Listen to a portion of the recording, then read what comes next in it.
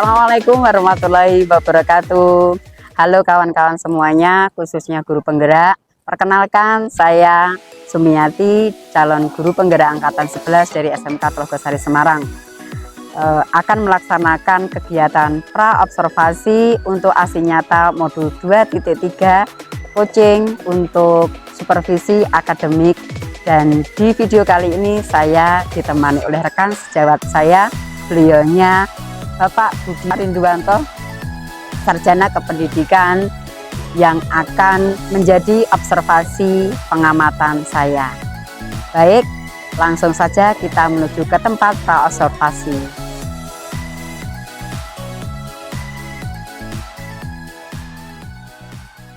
Sehat Pak Rindu? Alhamdulillah sehat Bu. Terima kasih atas waktunya Pak Rindu. Begini Pak Rindu, di pertemuan ini saya akan minta bantuan panjenengan. Saya sebagai CGP Angkatan 11 ingin mengimbaskan apa yang telah saya dapatkan dalam pendidikan calon guru penggerak tahun ini. 11 ini, jadi pengimbasannya di mana saya telah mempelajari teknik coaching, di mana ini saya ambil untuk pembelajaran. Jadi pembelajarannya di sana nanti sudahkah menggunakan pembelajaran yang berdiferensiasi dan sudahkah ada namanya pembelajaran sosial emosional. Dan pembelajaran sosial emosional sendiri itu ada 5 KSE, di mana kompetensi sosial emosional yang ada terdiri dari kesadaran diri, manajemen sosial, kolaborasi, pengambilan keputusan, dan rencana aksi. Itu jadi ada 5 KSD. Untuk nanti observasi, Bapak, saya menanyakan tujuan pembelajaran dari yang akan disampaikan apa? Kita nanti akan mempelajari tentang Undang-Undang Dasar atau Konstitusi Negara. Ini tujuan pembelajaran yang akan kita sampaikan atau kita akan nanti memahami satu konstitusi, kemudian jenis-jenis konstitusi secara umum, termasuk khusus nanti konstitusi yang ada di negara Indonesia, lalu manfaat dan tujuan konstitusi, dan nanti anak-anak kita ajak diskusi tentang amandemen konstitusi negara Indonesia. Tujuan pembelajarannya amandemen ya Pak. Kira-kira area pengembangan yang tidak dicapai seperti apa? Ya, anak-anak minimal nanti bisa mengimplementasikan dalam kehidupan sehari-hari. Intinya dia harus memahami. Nanti yang kita berikan menjadi norma yang harus konstitusi nanti akan menjadi norma atau acuan untuk sebagai pedoman tingkah laku kehidupan sehari-hari. Khususnya nanti kita implementasikan dia di lingkungan sekolah, karena kita di kita juga punya norma yang dijalankan kata itu. Nanti kita anak-anak harapannya nanti memiliki keinginan atau senantiasa melaksanakan mematuhi tata tertib di sekolah yang sudah disepakati sebagai sekolah. Itu area pengembangan ya, semoga nanti apa yang panjenengan laksanakan bisa. Amin. Kira-kira strategi yang perlu dipersiapkan apa saja? Strateginya jelas nanti kita pembelajarannya pakai strategi dalam pembelajaran sama tanya jawab, nanti diskusi diskusi dan presentasi. Jadi nanti rencana anak-anak kita ajak untuk mempresentasikan, karena berbicara di depan teman-temannya itu tidak semua anak mampu atau mau karena malu dan sebagainya, tapi nanti akan kita konsep seperti itu. Ya memang anak-anak sekarang itu luar biasa Bapak, jadi untuk perlu kita kondisikan bagaimana anak-anak untuk berkomunikasi atau mempresentasikannya. Jadi perlu pendekatan saintifik atau model pembelajarannya bagaimana Bapak? Model pembelajarannya kita nanti akan melaksanakan, kita coba. Jadi dengan metode atau teknik pembelajaran nanti akan kita kelompokkan anak-anak yang suka membaca misalnya, jadi kita kasih buku. Kemudian anak-anak yang suka melihat atau audiovisual nanti kita rencanakan supaya melihat YouTube tentang amandemen undang-undang dasar itu. Kemudian nanti auditori nanti rencananya itu ya Pak, anak-anak diberi suara itu ya, nanti konsepnya seperti itu, dan nanti di akhir kita presentasikan nanti juga hasilnya seperti apa, anak-anak yang visual, anak-anak yang auditori atau yang kinetik gitu ya, pelaksanaan secara langsung nanti hasilnya bagaimana. Kita akan coba pembelajaran diferensiasi itu kira-kira hasilnya sama apakah berbeda. Baik Bapak, terima kasih atas penjelasannya. Semoga dalam kegiatan pra observasi kelas ini nanti dalam observasinya akan berjalan lancar. Amin, amin, amin. Dan sekali lagi terima kasih atas waktu yang Bapak berikan untuk pra observasi. Oke. Sekian, Assalamualaikum warahmatullahi wabarakatuh.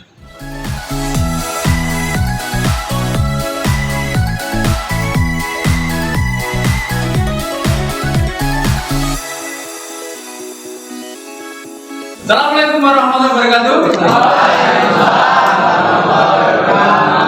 Selamat pagi. Anak-anakku yang saya cintai dan saya banggakan, ya bersyukur alhamdulillah pagi ini kita sehat walafiat. Bagaimana keadaan kalian hari ini?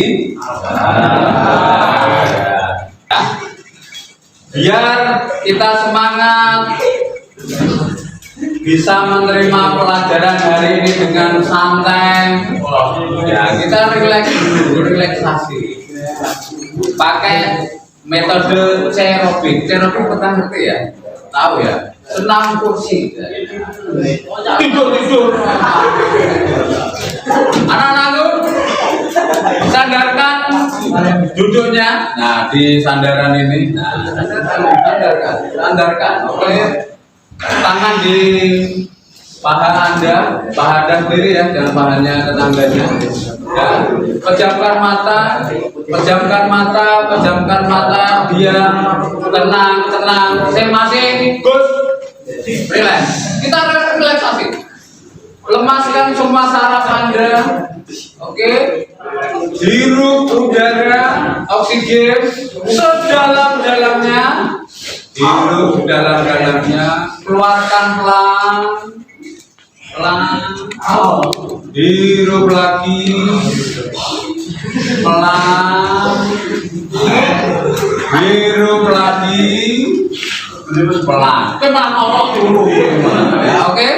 Saya kira sudah fresh ya. Anak-anakku, kalau kita kemarin belajar tentang Pancasila, dasar negara Republik Indonesia, ya kan pokok bahasanya kan tentang Pancasila, ya kan? Kalau kemarin Anda diminta untuk membuat agenda pembelajaran Anda selama seminggu, ya kan? Itu khusus pengalaman, mulai dari apa kemarin agendamu selama 1 minggu untuk menunjukkan sila-sila 1 sampai 5. Sila pertama agama apa gitu? Sholat menunjukkan sila keberapa? Pertama, yaitu kemarin sudah sampai yang teriak-teriak dan lain sebagainya itu ya sudah kita analisis, sudah kita bahas. Selesai kita tingkat.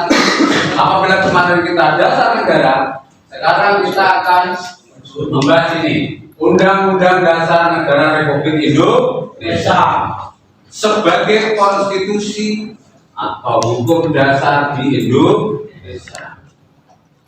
Ya, ini setiap kali yang Anda baca hari Senin atau pada kita lanjutkan. Konstitusi itu apa sih Pak? Segini tak. Nah, pertanyaannya, konstitusi itu apa sih? Apa sih? Konstitusi itu apa? Adakah yang tahu? Adakah yang tahu? Belum tahu. Oke, kita lihat di sini. Definisi konstitusi. Pengertian konstitusi bisa dilihat dari sini. Jadi menurut Kamus Besar Bahasa Indonesia, jadi ini dibakukan oleh Kamus Besar Bahasa Indonesia Darwito. Konstitusi adalah segala ketentuan dan aturan tentang ketatanegaraan, termasuk tadi undang-undang. Oke, ini kata kuncinya ini ya, ketentuan aturan tentang ketatanegaraan. Berarti tata negara di Indonesia, pelaksanaan kenegaraan pasti memakai Undang-Undang Dasar 1945, tidak boleh melanggar itu. Kemudian konstitusi sudah dimaknai sebagai hukum dasar atau keseluruhan aturan dasar yang mengatur jalannya pemerintahan dalam negara, baik tertulis maupun tidak tertulis. Ini nanti akan kita bahas, baik yang tertulis atau tidak tertulis. Berarti konstitusi itu ada berapa jenisnya? Ada berapa? Ada berapa? Itu berapa jenisnya tadi? Ada 2. Apa Van? Apa? Apa Ben? Enggak, jenisnya ada 2 toh? Jenisnya apa? Apa? Tertulis dan tidak tertulis. Nanti akan kita bahas sampai mana. Tertulis itu berarti seperti apa? Ditulis orang. Ya. Kalau tidak tertulis, ya orang tertulis, mau tidak tertulis. Berarti dalam kebiasaan kita bahas. Kemudian ini. Fungsi dan tujuan konstitusi. Konstitusi berfungsi untuk menentukan dan membatasi kekuasaan negara serta menjamin melindungi hak warga negara dan hak asasi manusia. Coba kalian bayangkan, nek ora nek konstitusi, kalau tidak ada hukum dasar, apa yang terjadi? Apa? Siapa tadi yang bilang bagus? Apa jajan? Bagus Pak. Apa Gus? Tadi aku dengar itu bagus itu apa? Hukum rimba. Siapa yang kuat, dialah yang rimba. Bayangkan apabila Indonesia tidak pakai konstitusi, pemerintah tidak memiliki aturan. Makanya apa? Akan seperti kehidupan Dewa dulu. Tadi hukum rimba. Siapa yang kuat, dia yang menang. Apakah Anda akan tenang apabila ada kehidupan seperti itu? Ya. Lawang yang teriak-teriak kemarin, kamu tidak tenang. Oh tenang kamu ya, karena kamu tenang di rumah. Oke ya, gitu ya. Hukum 3. Makanya perlu ada konstitusi biar kekuasaan ini dibatasi. Batas-batasannya apa? Ini harus melindungi hak warga. hak Anda itu dilindungi. Haknya itu apa? Tentram, nyaman, bisa makan, bisa cari uang. Coba bayangkan Akiso seperti dulu waktu reformasi, semua kacau. Selain itu, ini mas, hak asasi manusia dijaga. Apa hak asasi manusia? Salah satunya adalah hak hidup. Anda hidup ini bisa tentram, damai, oke? Sedangkan tujuan konstitusi mencapai ke adil. Nah, pembangunan yang Indonesia dari Sabang Merauke dibangun semua. Saudara-saudara kita yang di timur sana bisa makan. Neng Jawa juga bisa. Selanjutnya ketertiban, main tertib. Makanya ada aparat-aparat penegak hukum main tertib kehidupannya ini. Nah, kehidupannya tertib tadi aman. Kemudian kemerdekaan, kebebasan, terang-terang, laporan bersama. Inilah tujuan konstitusi. Biar hidup kita aman, nyaman. Apakah saat ini kita sudah aman dan nyaman? Ternyata masih ada riak-riak kecil yang mengganggu kehidupan masyarakat. Makanya meresahkan sampah masyarakat bagus artinya kamu luar biasa. Jangan menjadi sampah masyarakat. Jadilah idola masyarakat. Jadilah laki-laki sejati. Idaman kalau ibu tadi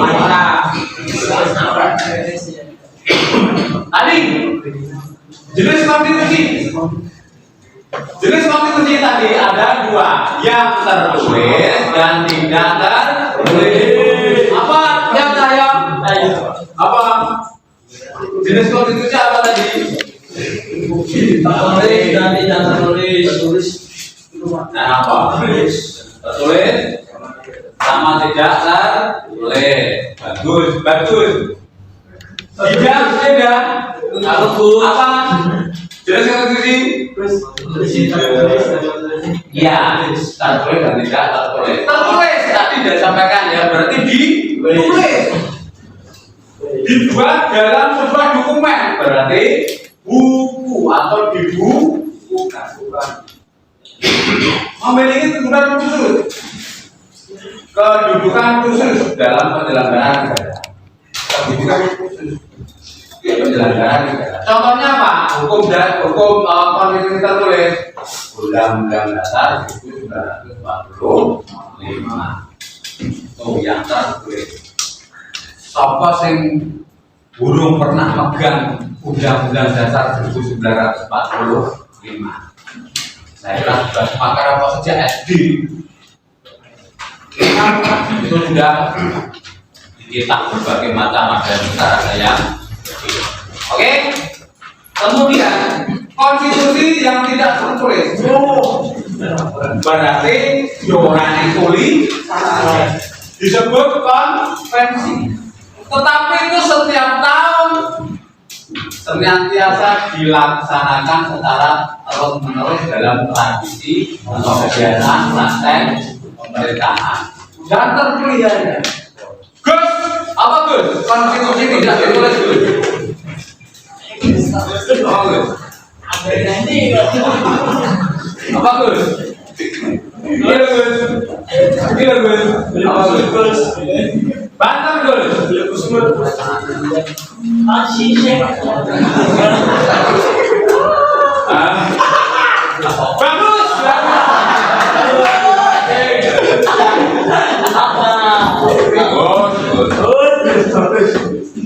Berhenti. Contohnya apa? Pidato kenegaraan atau pidato presiden setiap tanggal 16 Agustus menyongsong dari kemerdekaan Indonesia. Sampai sini ada yang bertanya? Sampai sini ada yang bertanya? Jelas ya? Kita lanjutkan. Berdiskusi. Oke? Sini, ayo semua berdiri. Berdiri. Quickly, buat berdiri. Kursinya disinikan. Kursinya digeser. Kursinya digeser. Kursi kok berapa? Kursinya geser, geser, geser, mejanya. Terserah, amandemen. Silakan amandemen udah pindah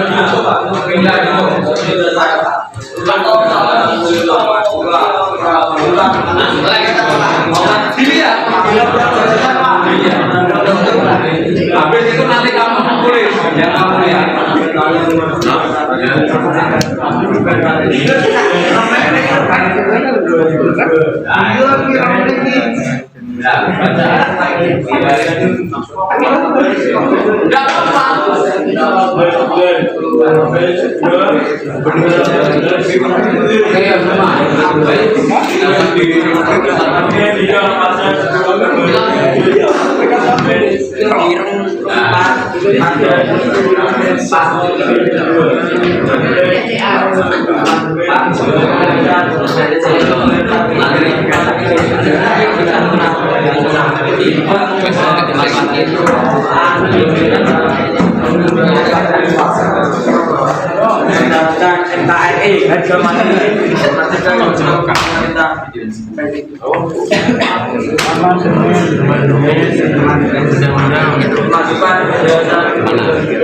Videonya mana? Nah, buka, didengarkan. Oke. Aku masuk nge-live. Unlimited.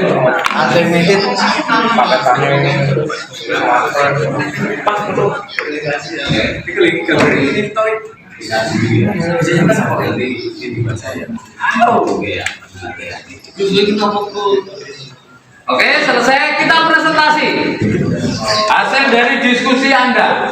Yang pertama kelompoknya Vika, silakan maju sini Kak.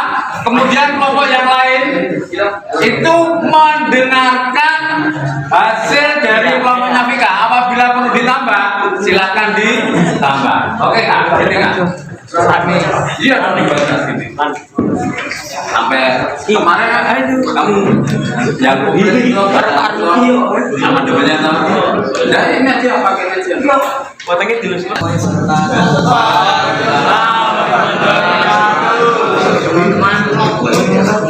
Kami akan membahas amandemen undang-undang 1945 dari hasil kelompok diskusi kami. Adapun amandemen pertama yaitu terjadi pada tahun 1999. Undang-undang dari tahun 1945 mengalami amandemen pertama. Amandemen ini dilakukan untuk membatasi kekuasaan presiden. Salah satunya dengan membatasi periode jabatan presiden. Dan amandemen kedua pada tanggal 14 Agustus tahun 2000 membawa perubahan terkait berbagai aspek seperti wewenang dan posisi pemerintah daerah, peran dan fungsi DPR, serta penambahan mengenai hak asasi manusia. Amandemen ketiga adalah perubahan yang dilakukan pada 3 bab dan 22 pasal yang disahkan pada tanggal 10 November tahun 2001. Amandemen ini merupakan tonggak awal perubahan kekuasaan kehakiman di Indonesia. Amandemen keempat pada 10 Agustus tahun 2002 dalam sidang umum MPR. Amandemen ini meliputi perubahan 13 pasal. Perubahan penambahan 2 pasal, penambahan 3 pasal aturan peralihan. Salah satu perubahan yang amandemen keempat Undang-Undang 1945 adalah mengenai pemilihan presiden dan wakil presiden. Terima kasih. Sekian dari kelompok Assalamualaikum warahmatullahi wabarakatuh. Waalaikumsalam.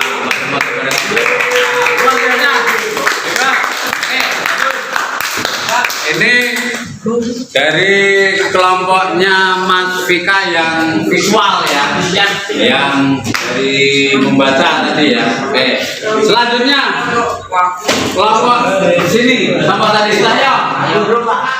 Assalamualaikum warahmatullahi wabarakatuh. Waalaikumsalam. Teman-teman, ini saya akan membacakan hasil diskusi dari kelompok kami. Amandemen UUD NKRI tahun 1945. Amandemen UUD Undang-Undang Dasar Undang-Undang Dasar 1945 adalah perubahan yang dilakukan terhadap Undang-Undang Dasar Negara Republik Indonesia tahun 1945. Tujuannya untuk menyempurnakan Undang-Undang Dasar 1945, bukan untuk menggantikannya. Amandemen Undang-Undang Dasar 1945 telah dilakukan sebanyak 4 kali pada tahun 1999 sampai 2002. Amandemen pertama pada 19 Oktober 1999, amandemen kedua pada 18 Agustus 2000, amandemen ketiga pada 10 November tahun 2001, amandemen keempat pada 10 Agustus tahun 2002. Bagus. Selanjutnya sini Alvin, juru bicaranya Alvin ya. Assalamualaikum warahmatullahi wabarakatuh. Waalaikumsalam. Membacakan hasil diskusi Undang-Undang Dasar menghargai temannya. Amandemen Undang-Undang Dasar 1945 dilakukan dengan beberapa aturan, di antaranya tidak mengubah pembukaan Undang-Undang Dasar 1945, menggunakan NKRI, juga mempertegas sistem pemerintahan presidensial, memajukan penegakan Undang-Undang Dasar 1945 pasal-pasal atau batang melakukan perubahan secara bertahap dan mendasarkan pasal-pasal yang disepakati oleh semua fraksi di MPR. Amandemen Undang-Undang Dasar 1945 bertujuan untuk memastikan konstitusi Indonesia tetap dilakukan dan dapat mengakomodasi perubahan zaman. Amandemen Dasar 1945 telah mengubah struktur tata negara Indonesia, signifikan semangat demokrasi, relaksasi sosial, otonomi. Oke, bagus. Sekian dari saya. Wabarakatuh. Waalaikumsalam. Assalamualaikum warahmatullahi wabarakatuh. Waalaikumsalam. Yang membacakan hasil diskusi dari kerja kelompok kami. Lainnya mendengarkan. NKRI tahun 1945. Amandemen Undang-Undang Dasar 1945 adalah perubahan yang dilakukan terhadap Undang-Undang Dasar Republik Indonesia tahun 1945. Tujuannya untuk menyempurnakan Undang-Undang Dasar 1945. Nantinya amandemen Dasar 1945 sebanyak 4 kali tahun 1999 sampai 2002. Amandemen 1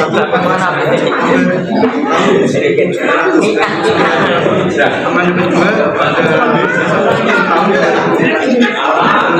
pada 10 10 November tahun 2001. Yang kedua ada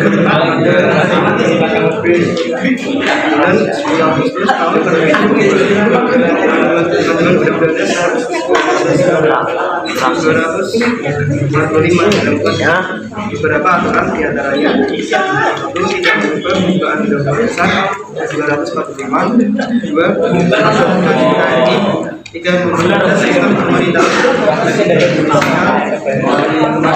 memasukkan federasi besar dalam pasal atau pasal melakukan secara adil dan mendahulukan pasal-pasal yang disepakati oleh semua fraksi di DPR. Amandemen Undang-Undang Dasar 1945 tujuan untuk memberikan konstitusi Indonesia tetap relevan dan dapat merekomendasi perubahan zaman. Amandemen Undang-Undang Dasar 1945 telah mengubah struktur pemerintahan negara Indonesia berdasarkan semangat demokrasi, hak asasi manusia dan otonomi daerah. Yang dari saya Wassalamualaikum warahmatullahi wabarakatuh. Waalaikumsalam. Terima kasih. Meja kembali ditata seperti posisi semula. Kemudian kita akan simpulkan.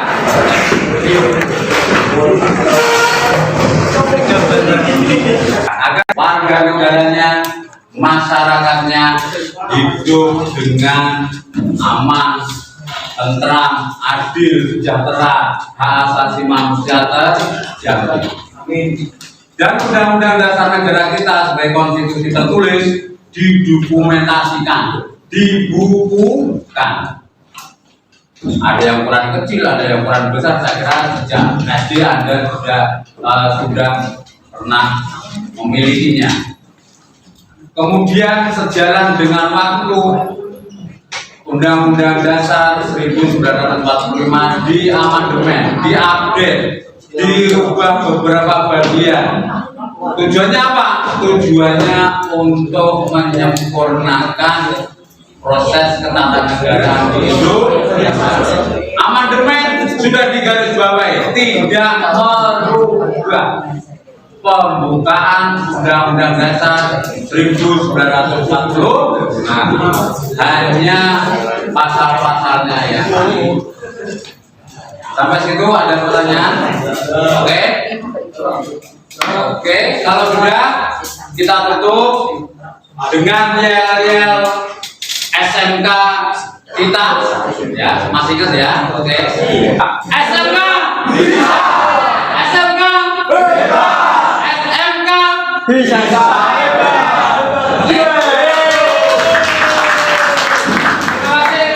Assalamualaikum warahmatullahi wabarakatuh.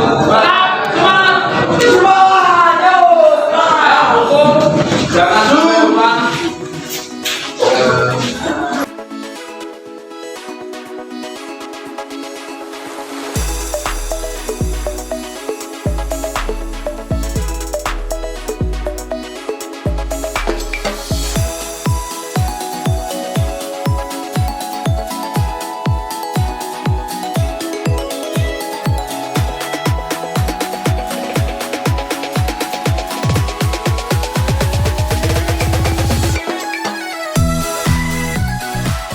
Assalamualaikum warahmatullahi wabarakatuh. Waalaikumsalam warahmatullahi wabarakatuh.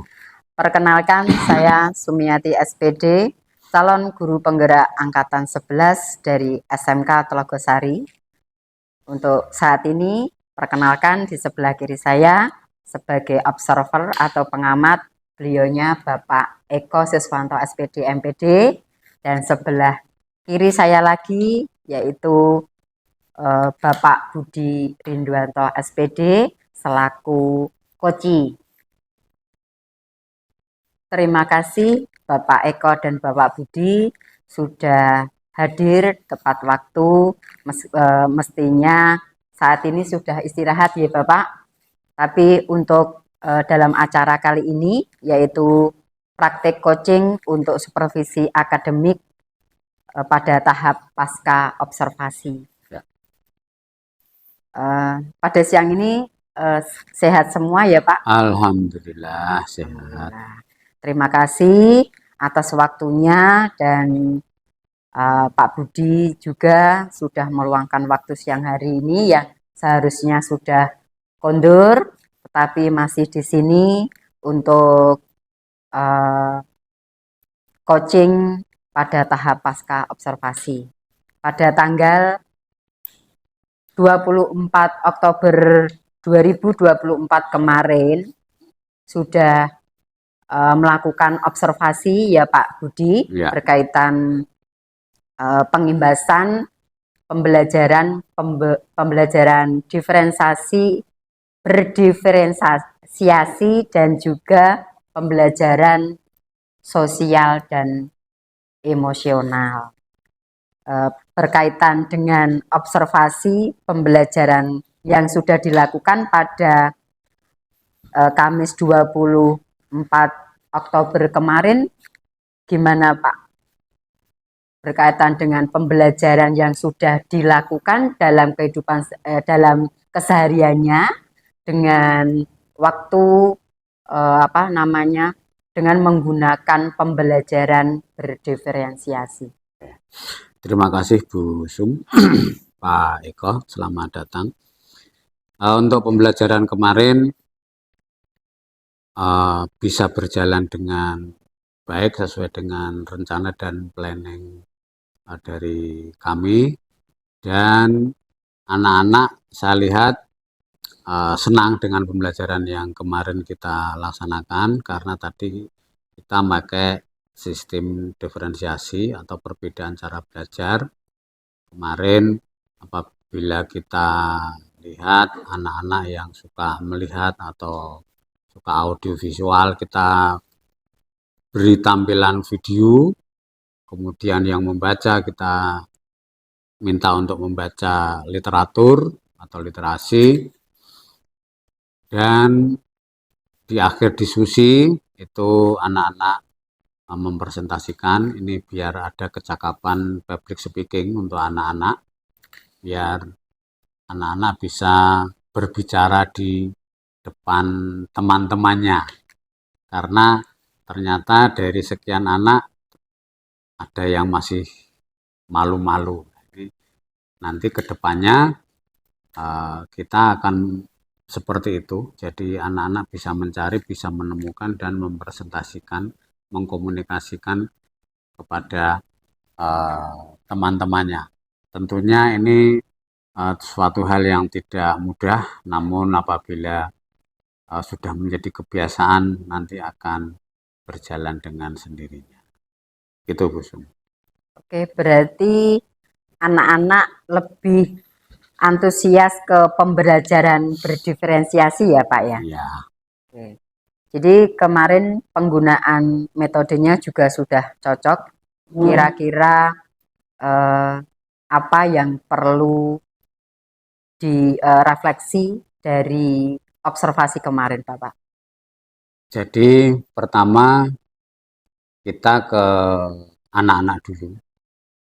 Jadi kalau bisa prosentase anak yang aktif bisa lebih ditingkatkan lagi dengan membentuk kelompok yang lebih kecil. Tentunya anak ini nanti apabila digunakan durasi waktunya memakan durasi waktu akan lebih banyak karena yang mempresentasikan nanti lebih dari 4 atau 3 orang.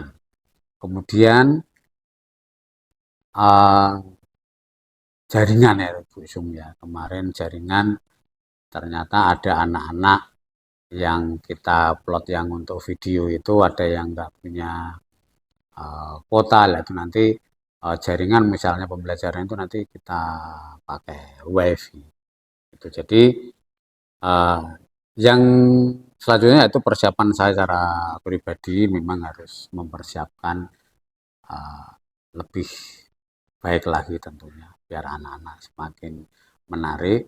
Mungkin gamenya atau biar anak-anak fokus untuk pembelajaran itu nanti mungkin diberi yang senantiasa update atau yang kekinian. Ya, mungkin bisa, ayo siapa tiktokeran dulu ya, itu mungkin bisa seperti itu, atau intinya yang lagi in di anak itu apa, nah, itu menjadi tugas tanggung jawab kita untuk bisa transfer of knowledge-nya ke anak-anak itu bisa dengan santai, enjoy, dan mengena. Karena apa, anak-anak sekarang itu kalau kita indoktrinasi seperti zaman pendidikan saya waktu kecil, kelihatannya wis nggak bisa.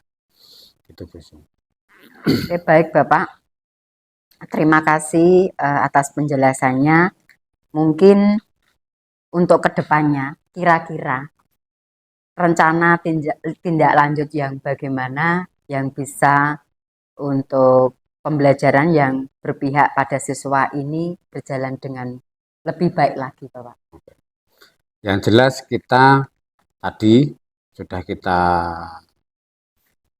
pakai metode yang sekarang baru in, atau mungkin tadi salah satu contohnya TikTok, atau mungkin anak-anak bisa bermain peran. Sekarang kan modelnya kan stand komedi, stand komedi itu anak-anak, beberapa anak-anak yang sering sok celetak-celetukan di dalam kelas itu mungkin nanti bisa kita fasilitasi. Kamu sukanya stand up komedi, silahkan. Nah, yang jelas dari perbedaan-perbedaan anak-anak itu sedapat mungkin kita beri kesempatan.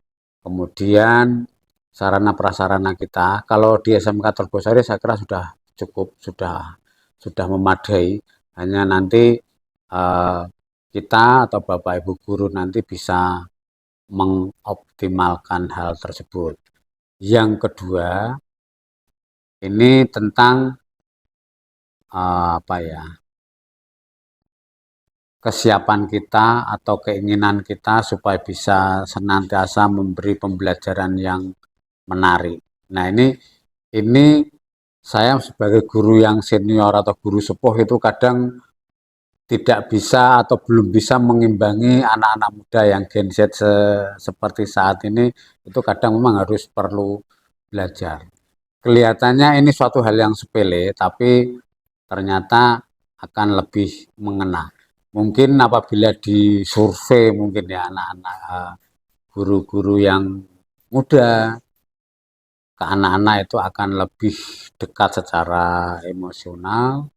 Kalau lebih dekat secara emosional nanti tentunya dalam proses pembelajaran, karena bisa klik ya antara guru muda dengan anak-anak Gen Z ini, dari tutur kata, gaya bahasa yang kekinian mungkin lebih bisa connect. Intinya siswa juga harus memperbaiki diri dengan strategi kita yang menarik, sarana prasarana penunjang juga harus oke, dan yang tidak kalah pentingnya kita sebagai guru atau yang fasilitator atau memfasilitasi anak-anak harus multitasking dalam mengajar. Kira-kira kalau anak seperti ini nggak tertarik, nah, ini pekerjaan yang memang kita harus berinovasi-inovasi. Begitu, Bu. Baik, Bapak. Ternyata Bapak Budi itu wawasannya luar biasa dan sudah multitasking, di mana saya selaku sebagai CGP malu karena apa namanya belum kalau bisa nanti saya bisa ngangsu kawruh ya Pak Budi. Siap. Berkaitan untuk pembelajaran berdiferensi saat ini yang sedang kita galakkan. Jadi bagaimana anak-anak kita itu untuk belajarnya lebih berinovasi dan kreatif lagi. Ya. Seperti itu. Jadi terima kasih Pak Budi sebagai koci dan Bapak Eko Siswanto SPD MPD sebagai observer sudah menyimak obrolan kami berkaitan dengan tugas saya sebagai calon guru penggerak, yaitu coaching untuk supervisi. Ya. Demikian tahap coaching pasca observasi kelas sudah kami laksanakan dengan baik, dan satu hal di mana semoga dengan pembelajaran berdiferensiasi dan pembelajaran sosial emosional ini bisa diterapkan di SMK Telogosari. Amin. Tidak hanya pada pembelajaran tertentu, tetapi semua Bapak Ibu guru bisa melaksanakannya. Amin. Amin. Betul. Terima kasih atas waktunya. Saya cukupkan sekian. Wassalamualaikum warahmatullahi wabarakatuh. Waalaikumsalam warahmatullahi.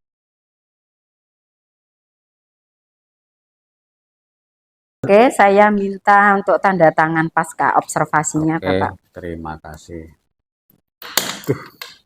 Sini ya. Ya, Sini di sini aja, enggak apa-apa, nanti lagi. Aktivitas pengembangan yang dilakukan.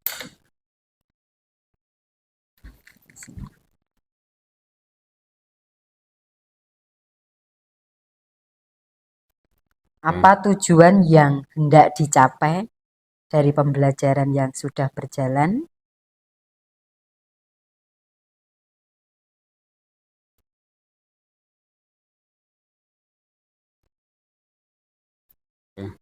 Ukuran keberhasilan dari observasi tersebut? Jelaskan konstitusi dan membedakan jenis-jenisnya. Oke. Pendukung apa yang bisa mendukung adanya pembelajaran tersebut? Buku teks, pendidikan Pancasila, video, dan literasi lainnya. Oke. Waktu? Pembelajaran Waktu 2 pembelajaran. tatap muka ya 2. Oke. Ya, tanda tangan sini. Ya, terima kasih. Oke. Ya. Baik, terima kasih Pak Budi. Ya.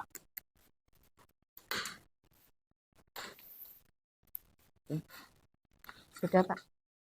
Terima kasih Bu Sumiati selaku calon guru penggerak angkatan 11 dari SMK Telogosari yang dalam hal ini bertindak sebagai coach, dan Bapak Budi Ridwanto selaku rekan sejawat dari Bu Sumiati yang merupakan guru dari SMK Telogosari yang telah memerankan sebagai coach dengan sangat luar biasa. Bu Sumiati menjadi coach yang telah memberikan pertanyaan-pertanyaan yang berbobot dan mendengarkan dengan sesama, dengan sepenuh hati, dan Pak Budi dapat menjawab dengan bermakna dan sesuai dengan realita yang ada di kelas dan lingkungan di SMK Telogosari. Suatu percakapan observasi yang sangat luar biasa. Semoga pendidikan di SMK Telogosari menjadi semakin maju, lebih baik demi tercapainya visi Indonesia menuju Indonesia Emas tahun 2045. Terima kasih. Percakapan observasi cukup sekian. Wassalamualaikum warahmatullahi wabarakatuh. Waalaikumsalam warahmatullahi wabarakatuh. Terima kasih.